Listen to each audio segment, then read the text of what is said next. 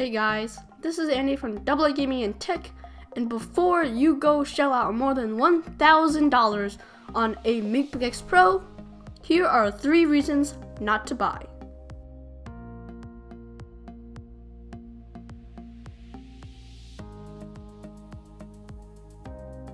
Okay, I would first like to make it clear that I am not saying that this laptop is a terrible laptop or that you just should never buy this laptop ever.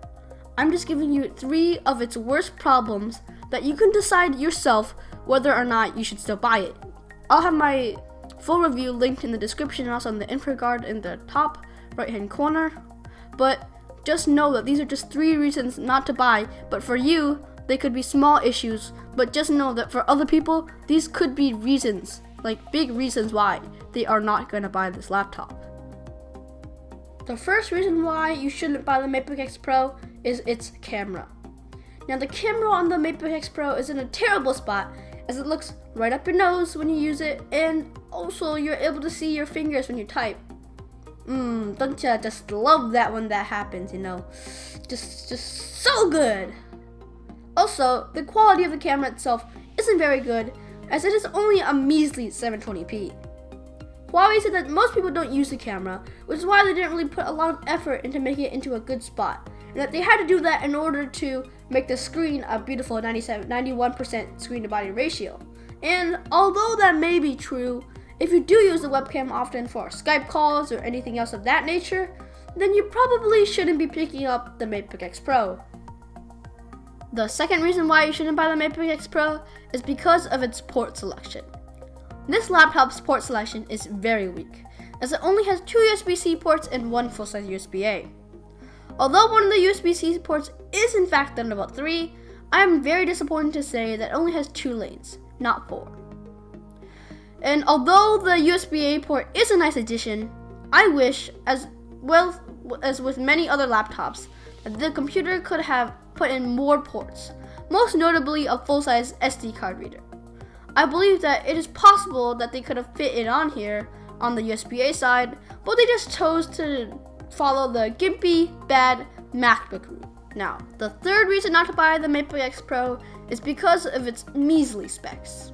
Now, the specs on here aren't terrible, but they definitely can't compete with other 15-inch laptops like the Dell XPS 15 or the 2018's MacBook Pro, both the 13 and the 15-inch variants. I wish that the CPU could have been 6 cores instead of 4, and also that they could have had at least chosen a better GPU. Although the MX150 is a decent GPU, Huawei chose a lower end version of the 2 MX150 discrete graphics, which has a lower clock speed, and is honestly quite disappointing as this makes the laptop not as powerful as it could and should be. And now, this laptop is less of a good option for content creators.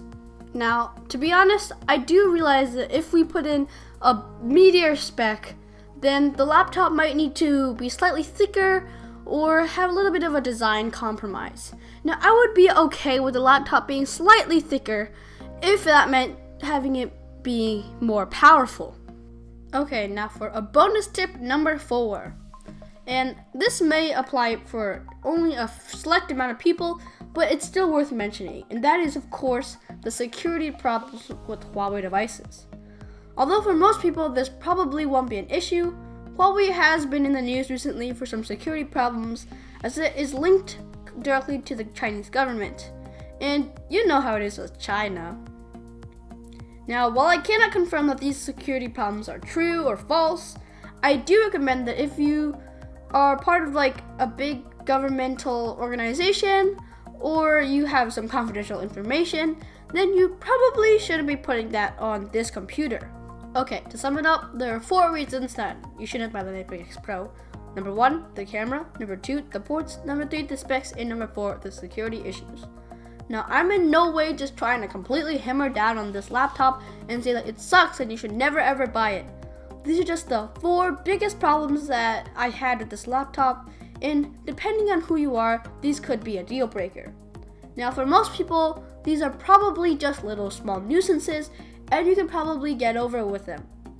But if these are a big problem for you, then you should not buy the Matebook X Pro. But if you want a bigger overall view, then make sure to check out my full review and also my 3 months later review. And also, make sure to subscribe and like the video. We're so close to 200, guys. We're so close. But anyways, this is Andy from Daily Gaming and Tech, and peace.